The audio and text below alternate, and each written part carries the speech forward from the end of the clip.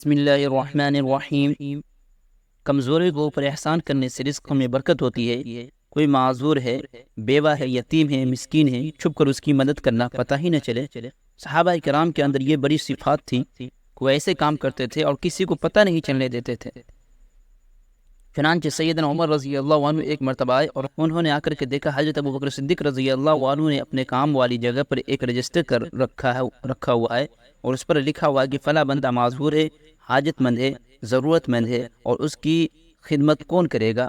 آگے اس کا نام بھی لکھا ہوا ہے۔ سارا رجسٹر دیکھا، ایک جگہ لکھا تھا کہ یہ بیوہ ہے، بوڑھی ہے، اس کے گھر میں جھاڑو دینا ہے اور پانی بھرنا ہے، مگر آگے اس کی خدمت کرنے والے خانے میں کوئی نام نہیں تھا۔ عمر رضی اللہ عنہ نے رجسٹر دیکھا، انہوں نے نیت کر لی، اچھا بھائی اس کی خدمت میں کروں گا۔ چنانچہ اگلے دن فجر کے بعد اس کے گھر پہنچے، دروازے پر دستک دی، اماں میں خدمت کے لیے آیا ہوں۔ انہوں نے کہا جی خدمت کرنے والا تو آیا تھا، وہ خدمت کر کے چلا گیا۔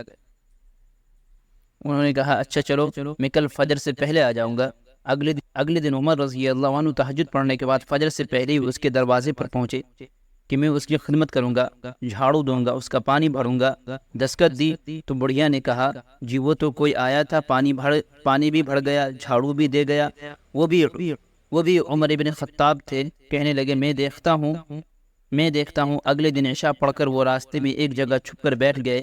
کہنے لگے آپ دیکھتا ہوں کہ کون جاتا ہے، خدمت کرنے والا۔ جب رات گہری ہو گئی تھی اس وقت اچانک انہوں نے دیکھا کہ کوئی آہستہ آہستہ قدموں سے اس بڑھیا کے دروازے کی طرف جا رہا ہے۔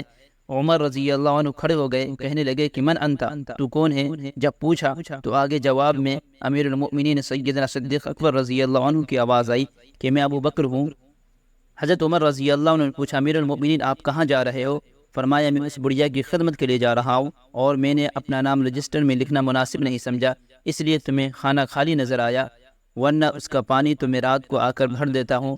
انہوں نے دیکھا امیر المؤمنین کے پاؤں میں تو جوتی بھی نہیں ہے، تو عمر رضی اللہ عنہ نے پوچھا امیر المؤمنین رات میں آپ ننگے پاؤں گلیوں میں چل رہے ہیں؟ امیر المؤمنین نے کہا میں جوتا اس لیے نہیں پہنتا تاکہ میرے جوتوں کی آواز سے کسی کی نیند میں خلل نہ آ جائے۔ میں رات کو ننگے پاؤں چل کر اس بڑھیا کا پانی بھر دیتا ہوں، اس کے گھر میں جھاڑو دیتا ہوں۔ وہ یوں تو چھپ کر کام کرتے تھے، ہم بھی چھپ کر کرتے ہیں، لیکن نیکی نہیں گناہ۔ آج تو ہماری حالت یہ ہے کہ ہم دائیں ہاتھ سے گناہ کرتے ہیں، بائیں ہاتھ کو پتہ ہی نہیں چلنے دیتے، ایسے چھپ کر گناہ کرتے ہیں۔ صحابہ کرام ہاتھ سے صدقہ کرتے تھے اور بائیں ہاتھ کو پتہ نہیں چلنے دیتے تھے۔ امام زین العابدین رحمۃ اللہ علیہ جب ان کی وفات ہوئی تو نہلانے والے نے دیکھا کہ ان کے کندھے کے اوپر ایک کالا سا نشان ہے۔ اللہ نے ان کو بڑا خوبصورت جسم دیا تھا، بڑے نازک بدن تھے۔ غسل دینے والا بڑا حیران ہوا، اب بات سمجھ نہ آئی تو اس نے گھر کے لوگوں سے پوچھا یہ نشان کیسا ہے؟ کہا ہمیں بھی نہیں پتا۔ بات ان کی اہلیہ تک پہنچی، انہوں نے بھی لا علمی کا اظہار کیا۔